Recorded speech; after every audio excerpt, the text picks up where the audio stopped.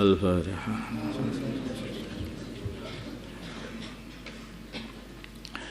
Bismillahirrahmanirrahim. Keputusan Basul Masail Senin 3 Rabiul Tsani 1443 Hijriah 8 November 2021 Masehi. Mempekerjakan satu masalah memperkerjakan orang kafir untuk berburu babi. Ada seorang muslim memiliki ladang seluas 2 hektar. Di ladang tersebut banyak hama babi, berkeliaran babi-babi.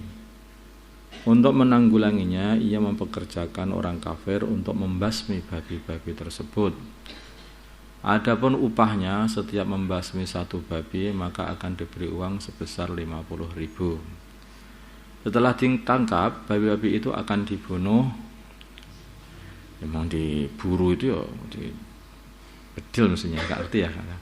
Setelah ditangkap, babi-babi itu akan dibunuh dan dibuang, kecuali jika orang kafir tersebut ingin membelinya dari yang punya ladang itu, maka dijual dengan harga murah. Ada yang jual babi juga. Pertanyaan, bagaimanakah hukum tindakan orang Islam di atas? Jawab, memperkerjakan orang kafir tersebut hukumnya sah dengan akad ji'alah. Jadi kalau kamu bisa mendapatkan satu babi, untuk membasmi satu babi, maka tak kasih 50.000 setiap satunya. Adapun jual belinya, maka hukumnya tidak sah, nanti jual babi tadi, dan haram dari dua sisi.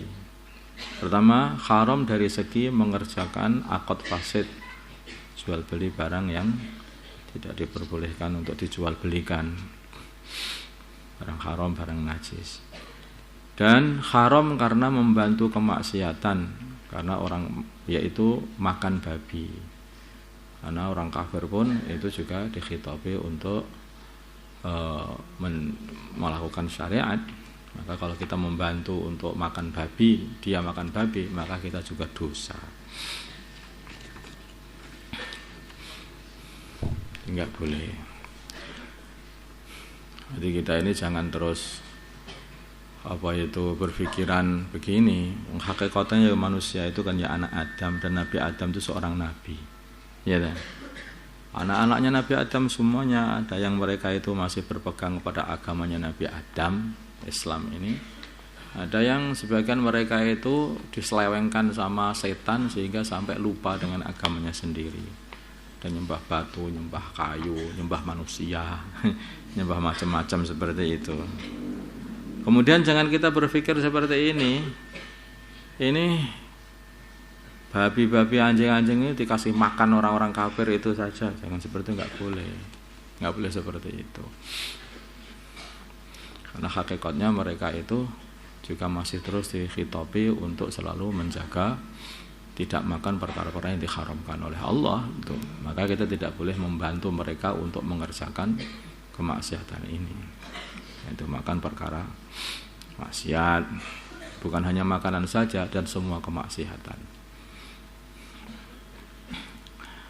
Apakah ada kesunahan bagi makmum posisi badan ketika bangun dari tempat sholat?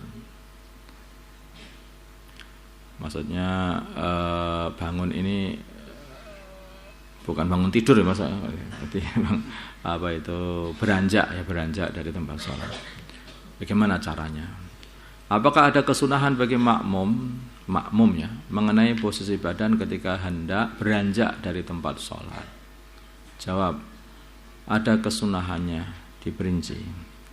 Kalau dia memiliki hajat di salah satu arah, baik itu di arah kanan atau kiri atau di arah depan, maka disunahkan berpaling dengan menghadap ke arah tersebut biar cepat sampai kepada tempat yang dia hajat itu. Kalau dia tidak memiliki hajat ke arah manapun, maka disunahkan untuk berpaling ke arah kanan. Berpalingnya itu ke arah kanan, berdiri, kemudian balik kanan, bukan balik kiri, balik kanan. Ini agak aneh, ini kelihatannya ada disunahkan ini.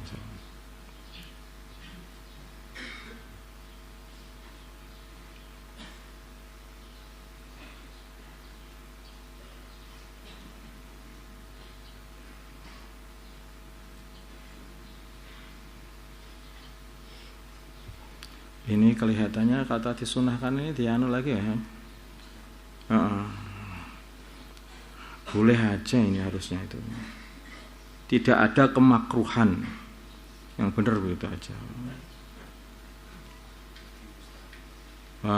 Lakin yustahabu ya. Bisa menghadiri saja ayat wajah ilaiha wa ilam yakun lahu hajatun wa hajatul yumna aula. Ini kalau enggak ada hajat. Ya, mustahab nah. Mustahab ya bisa dikatakan sunnah juga. Ya kemana dia itu pengen pamannya dia itu pengen buyaran dari tempat sholat itu, terus pengen pergi ke tempatnya rumah di dekat masjidnya di bagian kiri masjid gitu. Nanti dia berdiri langsung menuju ke kiri itu saja. Itu juga sudah begitu. Atau mungkin dia berdiri mau mengambil Al-Quran, mengambil mushaf, kemudian mushafnya di dekat situ itu, di bagian kirinya ya dia langsung ke mushaf, nggak perlu muter lagi, ke balik kanan, balik berdiri, terus balik kanan, muter, baru ngambil mushaf. Tidak harus seperti itu, langsung saja ke tujuan dia pengen ngambil mushaf itu, ke hajat dia itu. Atau pengen ke jeding atau pengen mana lah itu langsung aja nggak apa-apa, itu sudah.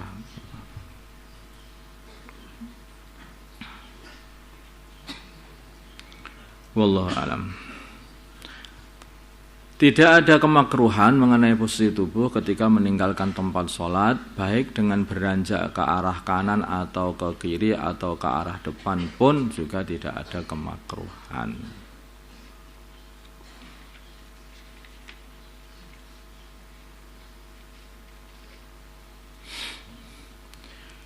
Baik, ketika imam selesai sholat, sekarang imam. Ketika imam selesai sholat dan hendak wiritan, maka disunahkan untuk memiringkan badannya ke arah kanan. Maksudnya menghadapkan badannya itu ke arah kanan, memiringkan ini harusnya itu. Maka apabila hal disunahkan bagi orang sholat sendiri, maka apakah hal itu juga disunahkan bagi orang yang sholat sendirian? Jadi, selesai sholat itu bagi imam itu yang disunahkan menghadap ke bagian arah kanannya sehingga mihrab itu ada di bagian pundak kirinya. Itu sunnah seperti itu. Ini salah ini untuk memiringkan itu ya. Untuk menghadapkan tubuhnya ke arah kanan, meletakkan mihrab itu di tempat di bagian kirinya gitu terusannya ya nanti gitu biar enak. Terus pertanyaannya, kalau makmum, apa yang disunahkan seperti itu? Enggak, nanti repot nanti. Kalau kamu menghadap utara semuanya sana, saya menghadap kemana?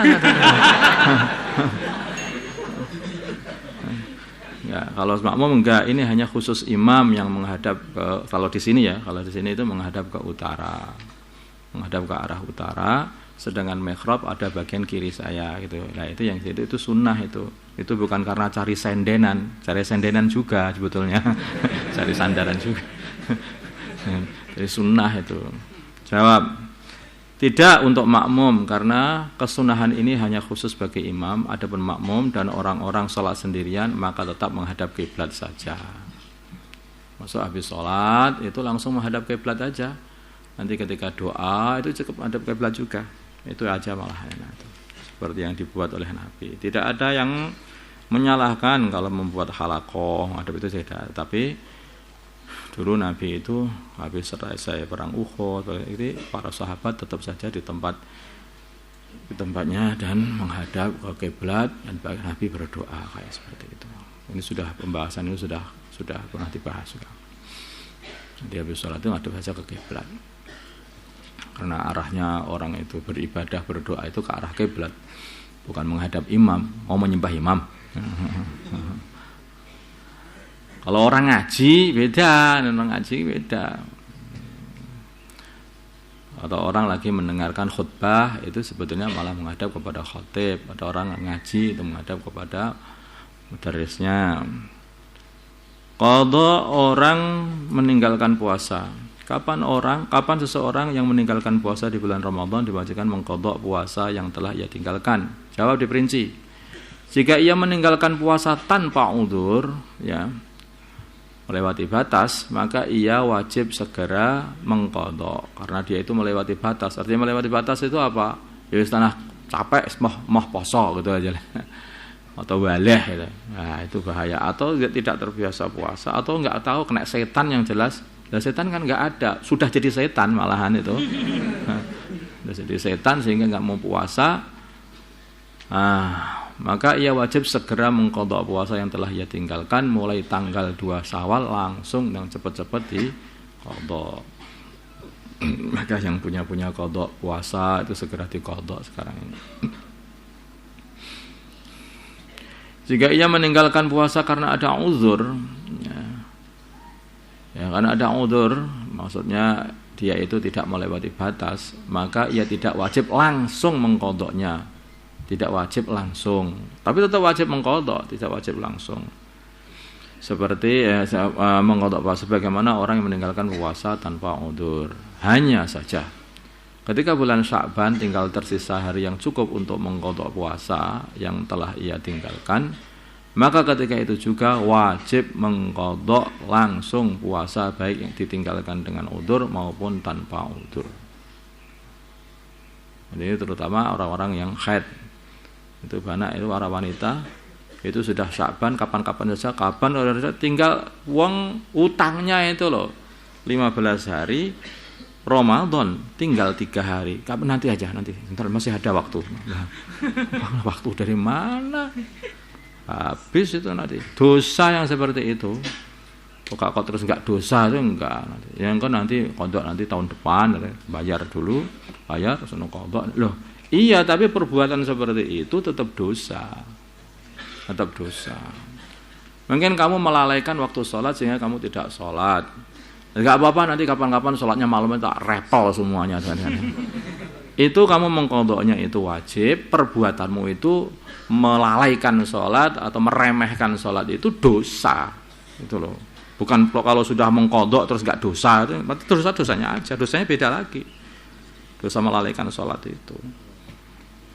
Enak-enak nonton bal-balan ya.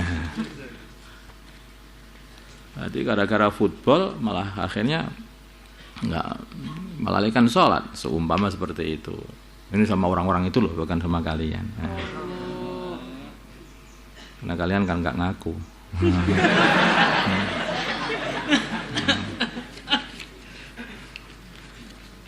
Ya, ini sampai sini aja ya. Nanti kalau dia sudah